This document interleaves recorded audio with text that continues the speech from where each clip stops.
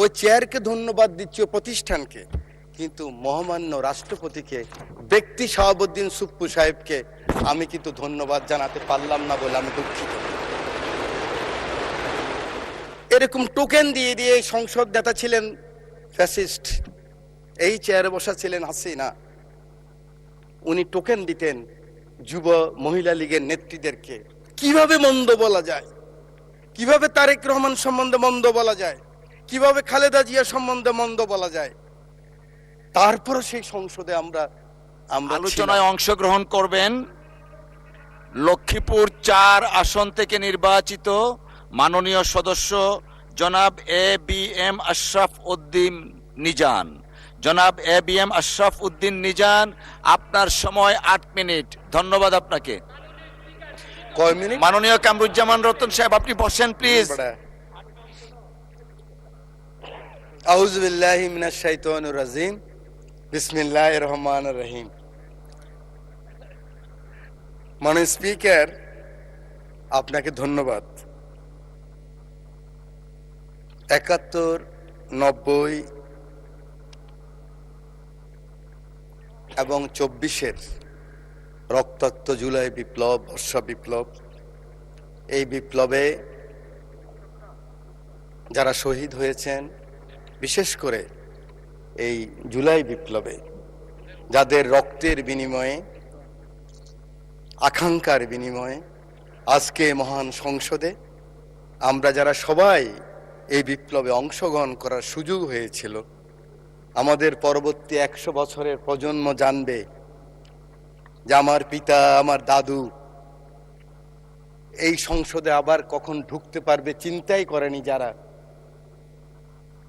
২০১৪ সালের ৫ই জানুয়ারি হঠাৎ করে এখান থেকে বেরিয়ে গেলাম। আমার পাশে আমার অনেক বন্ধু সেদিন এই সংসদে ছিল।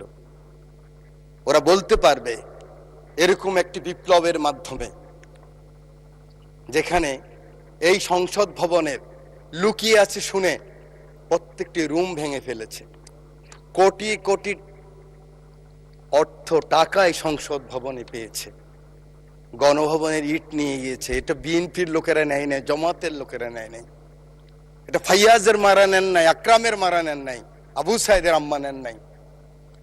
এটা বাংলাদেশের রিকশাওয়ালা, শ্রমিক, জনতা সকলে ক্ষোভের বহিঃপ্রকাশ ছিল সেদিনকার সেই সমাপনী আন্দোলন।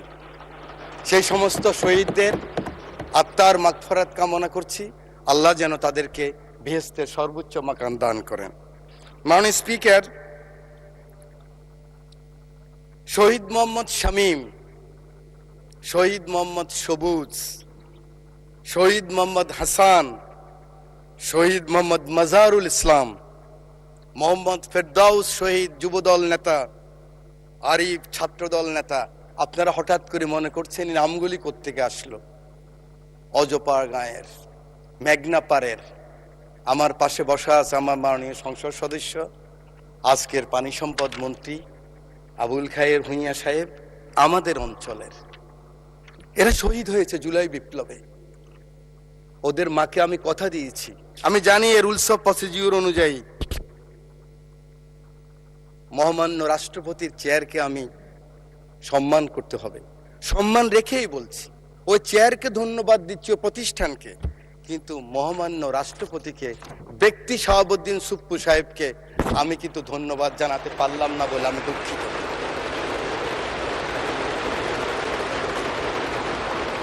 মাননীয় স্পিকার, শহীদ প্রেসিডেন্ট জিয়াউর রহমানকে স্মরণ করছি। আমার প্রিয় নেত্রী, আমার মা বেগম খালেদা জিয়া জীবনের শেষ পর্যায়ে এই চেয়ারে বসা ছিলেন 9 পার্লামেন্টে। তার পিছনে ছিলেন জনাব ফারুক সাহেব, আমরা ছিলাম, পার্থ সাহেব ছিলেন। প্রথম দিন 1/11-এর পরে আমরা যখন 26 জন, ম্যাডাম খালেদা জিয়া 3 জন, 29 জন ছোট্ট রুমের মধ্যে পার্লামেন্ট পার্টির মিটিং হলেন, আমি সাইকোলজির ছাত্র, আরেকদিন বলেছিলাম, মুখ দেখেই বুঝেছি ম্যাডামের মনে অনেক কষ্ট। ম্যাডাম নিঃশ্বাস ছাড়লেন, বাম দিকে খন্দকার দেলোয়ার সাহেব বললেন আর এই রাজনীতি করা হবে না, আপনারা যান। আমরা বয়কট করব, আওয়ামী লীগ আসলে আওয়ামী লীগ বয়কট করবে, আমরাও তো অনুষ্ঠানে যাব না, আমরা আসলে আওয়ামী লীগ আসবে না, এই রাজনীতি বন্ধ করতে হবে। 5 জনকে পাঠালেন, আমরা সেখানে গেলাম ওত অনুষ্ঠানে। সংসদ শুরু হলো, 1.5 মাসের মাথায় বিশ্বাস করেন আমার মা সংসদে বসার মতো ভাষা এই পার্লামেন্টে ব্যবহৃত হয় নাই। এরকম টোকেন দিয়ে দিয়ে সংসদ নেতা ছিলেন ফ্যাসিস্ট, এই চেয়ারে বসা ছিলেন হাসিনা। উনি টোকেন দিতেন যুব মহিলা লীগের নেত্রীদেরকে, কিভাবে মন্দ বলা যায়, কিভাবে তারেক রহমান সম্বন্ধে মন্দ বলা যায়, কিভাবে খালেদা জিয়া সম্বন্ধে মন্দ বলা যায়। তারপরও সেই সংসদে আমরা ছিলাম। আজকে আমার নেতা শহীদ প্রেসিডেন্ট জিয়াউর রহমান রাজনীতিটা শুরু করলেন কিভাবে, গ্রোম করলেন কিভাবে। আমি তখন স্কুল থেকে কলেজে এসেছি। উনি ছাত্র, শিক্ষক, সাংবাদিক, সমাজের বিভিন্ন স্তরের মানুষকে নিয়ে গেলেন, সাংস্কৃতিক কর্মীদেরকে হিজবুল বাহারে, সেখানে তাদের সাথে আলোচনা করলেন। আমার সুযোগ হয়েছিল, আমি ফার্স্ট ইয়ার থেকে সেকেন্ড ইয়ার উঠলাম বিশ্ববিদ্যালয়ে। উলসি যদুনাথপুরে নিয়ে গেলেন আমাদেরকে, চট্টগ্রাম বিশ্ববিদ্যালয় থেকে ফার্স্ট সেকেন্ড যারা হয়েছে। 8 ঘন্টা ছিলাম। ওই হাতের স্পর্শ, ওই কথা, ওই ভীষণ এখনো মনের ভিতরে ভাসে। হয়ে গেলাম জাতীয়তাবাদী শক্তির একজন সৈনিক। আল্লাহ এই 2 নেতা এবং নেত্রীকে বেহেশতের সর্বোচ্চ মাকাম দান করুক। সময় নেই, বলতে পারবো না, শুধু বলতে চাই আর কত যুদ্ধ, আর কত তর্ক, আর কত বিতর্ক, আর কত ছোট করা। এই সংসদটাকে আসুন না সকলে মিলে, সকলের সংসদ, আকাঙ্ক্ষার সংসদ, বাংলাদেশের 16 কোটি 17 কোটি মানুষ যে সংসদ চায়। আমি এখানে যত কথাই বলি, আমি মনে করি আপনাকে গায়েল করেছি, আপনি মনে করেন আমাকে গায়েল করেছেন, কিন্তু বাংলার কৃষক, বাংলার শ্রমিক, বাংলার জেলে সে কিন্তু বোঝে আমার কথা সঠিক না আপনার কথা সঠিক। আমার মহাসচিব মহোদয় এখানে বসা আছেন, আমার মহাসচিব মহোদয়কে হেলমেট পরাই নিয়ে গেছি, নাম বলতে পারলাম না, একজন সেনাবাহিনীর প্রধানের সাথে মিটিং করার জন্য আজকের কৃষিমন্ত্রীর বাসায়। কারণ ওটা বেশি দিন নয়, 23 সালের কথা বলছি। জীবনের বাজি নিয়েই কথাগুলি করেছি আমরা। আমার নেত্রীর 11 আমার নেতাকে যখন নিয়ে গেল খবর পেলাম আমি, কারণ 7 দিন আগে শেষ দিন আমার দেখা হয়েছিল আমার নেতা তারেক রহমানের সাথে, বেগম খালেদা জিয়ার সাথে 111-এর পরে হাওয়া ভবনে। সেদিন ছিল ওনার শেষ দিন। খবর পেলাম ওনাকে নিয়ে গেছে, ঢুকে গিয়েছে। 196 জন এমপি ছিল এই পার্লামেন্টে। আমি ঢুকেছি, আমার নেত্রীকে দেখেছি, একজন মা, তার সন্তানের জন্য কি আকুতি, কি কান্না, কি বেদনা বিধুর আমি দেখেছি। আমি সেই কথা মনে রাখতে চাই। আজকে আমরা অনেকে আছি, কিন্তু ষড়যন্ত্র বন্ধ হয়নি। জাতীয়তাবাদী নেতাদেরকে বেঁচে থাকতে হলে অনেক যুদ্ধ করতে হয়, ঐক্যবদ্ধ থাকতে হয়। আমরা সকলে আসুন একমত হই।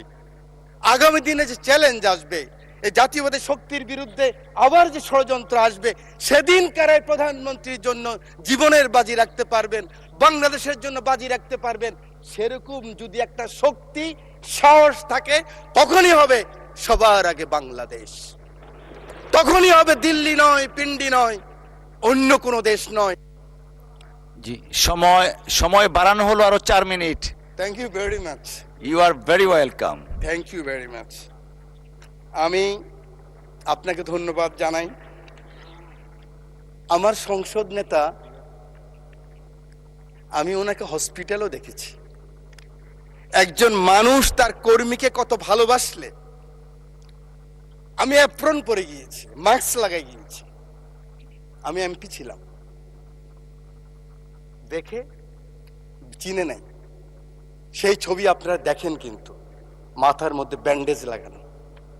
আমি মাস্ক খুললাম, অবাক হয়ে গেলেন, আপনি কেন আসছেন?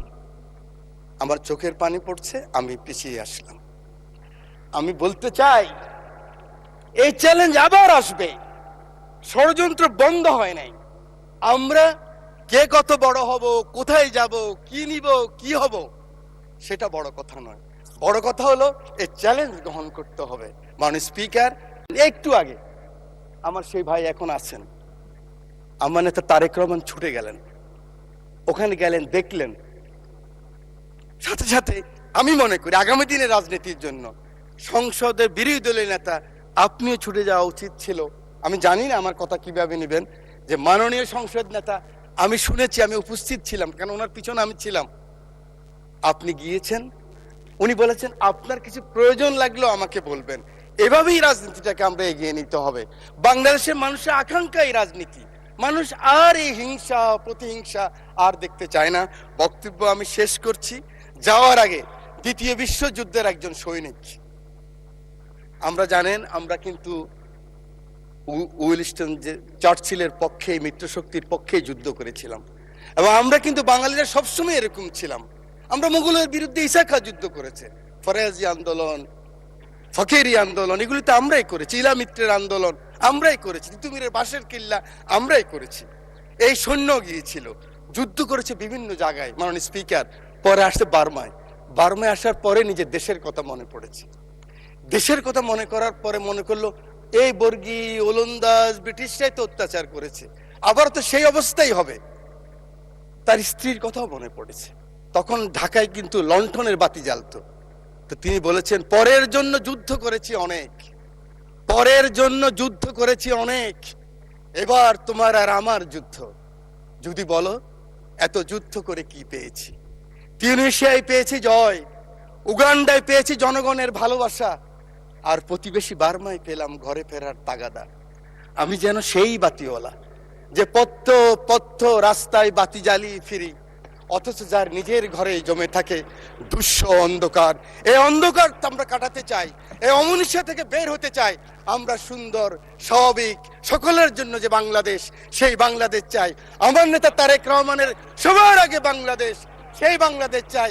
আমার রামগতির দায়িত্ব নেতাকে দিলাম, আমার এমপি, আমার নদী ভাঙ্গা মানুষ শহীদুদ্দিন চৌধুরীকে দিয়ে সময় নাই, সেই কারণে সকলের ভালোবাসা চেয়ে, আদর চেয়ে বক্তব্য শেষ করছি। আল্লাহ হাফেজ, বাংলাদেশ জিন্দাবাদ।